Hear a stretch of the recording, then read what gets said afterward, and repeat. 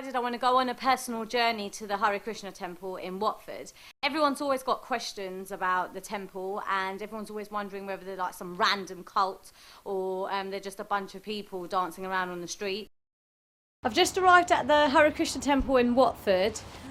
It's 9:30 in the morning. I'm about to put my bags away in the guest house and then find out what my duties are going to be for the day and what I'm going to be basically learning and discovering.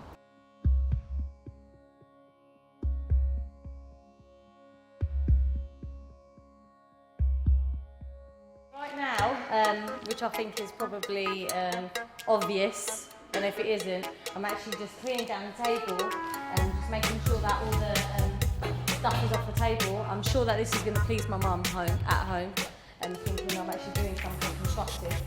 And then all I have to do is, with my bucket of water and sponge afterwards, I have to just clean down the tables properly.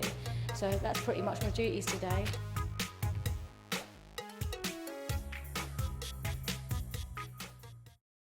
I'm just chopping some potatoes for the dinner later on, which will be served basically at 6 o'clock. It'll just be a small dinner. Actually, that was quite fast, even though half the potatoes are actually on my lap. But, you know, other than that, I think I've done an okay job. Yeah. Hare Krishna, Krishna Krishna, Hare Hare. Chanting is very, very important for us here at the temple. We chant a mantra. Man means mind and tra means to free in the ancient Sanskrit. So mantra means to free the mind from all anxieties. And our Hare Krishna mantra is very famous. It's like a repetitive prayer. And we believe, of course, the same vibration can be very important. It can have a big effect on the consciousness. Hare Krishna, Krishna Krishna, Hare Hare, Hare Ram, Ram Ram, Hare Hare. Also, I want to ask you, what does the tilak, what does it mean, like? The tilak, yeah, you are right, it's called tilak. But as you probably know, in Indian culture, the forehead is seen as being a very important thing. For example, you know, like you see women with bindis on. Yeah. And even sometimes in New Age circles, you see people talking about like the third eye, or like Lord Shiva has a third eye here in imagery there, and things like that. So yeah, it's like a badge, if you like. For example, you know, you see someone in a school or college badge, or they work for a particular supermarket. You always see them there saying Tesco's or a name of a school. So, but in Indian culture, the school of thought is represented on the forehead. So, if, for example, people have 3 lines, it represents Lord Shiva. If they have like 2 lines up like that, and especially this bit here on the nose, this means we are Gaudiya Vaishnavas. It represents a school of thought that we belong to. It represents the legs and the feet of Lord Vishnu. So it's like saying that my body is a temple of Lord Krishna. Today I'm basically, my morning duty is to brush the cow. This is the brush, a cow brush, I don't know if you can see it. This is my cow. I don't know what my cow is called. My cow might be acting up a little bit. Look, my cow's actually walking off set, right, you know. I might have to follow my cow in, but just like loads of cow dunk. Just gone in cow dunk. Cow. Well, we are not Hindus. The term Hindu came from when the British came to rule India. There was a river called Sindhu, and they couldn't pronounce its name Sindhu, so they called this river Hindu. So people living on one side of the bank of the river, they call them Hindus, and the people living on the opposite bank, they were called Muslims. So the term Hinduism came from that. But actually, we are not Hindus.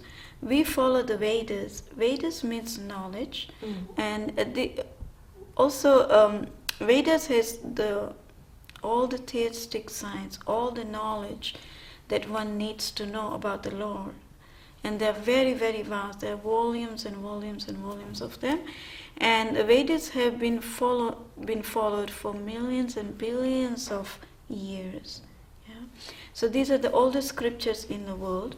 And all the theistic science, all the really religious knowledge that exists. It actually comes from the Vedas.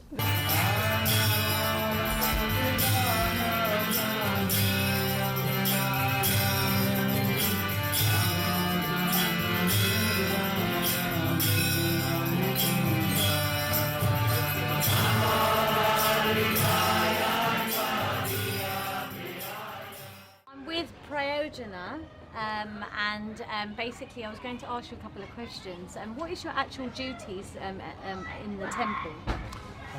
The duties are basically looking after cleaning the temple and also helping, maybe serving the prasadam, the food here. God is a person. We call him the Supreme Personality of Godhead. They say, what is the absolute truth? And it says in our scriptures, the absolute truth is that from which everything comes. To be really happy, a goal of life is to live a fulfilled, loving life. I genuinely now feel that this isn't an end, whereas I'm used to beginning, middle and end with everything I watch. This is more a beginning for me. I'm willing to learn more, but I don't feel like I'm willing just yet. But I don't feel like I'm willing to kind of throw myself in there again. So I don't think I'll be making any long-term plans to kind of stay and dedicate myself to the Lord as of yet. But I think I'm willing to maybe take some time out now and again to, you know, still go back and visit the temple like I used to, maybe just a bit more regularly than I used to. And I don't feel like you need to be in a temple in order to feel the Lord, feel like, you know, or feel God or feel whatever presence or whatever you believe in. I don't actually know what is what. I still don't know what is real. I think I've just got to a point in my age and my life that I'm starting to question things, whereas before I used to follow things kind of on a blind faith where, you know, these are what my parents told me and this is what must be true. So I'm just going to carry on thinking that way. But going into the temple kind of made me realise, and on Friday the jamming session made me realise that, you know, not everything has to be regimented, not everything has to have an answer. It's one of those things where, you know, you can go out there and try and find the answers to what you want. You don't need to sit back and just let things happen. But at the same time, if you're one of those type of people, you want to go with the flow, you're more than welcome to. So I think I'm one of those type of people where I want to go with the flow and just see what happens. So this is take a breather, a new beginning. So my documentary is going to be a beginning, a middle and a beginning. Yeah, I know.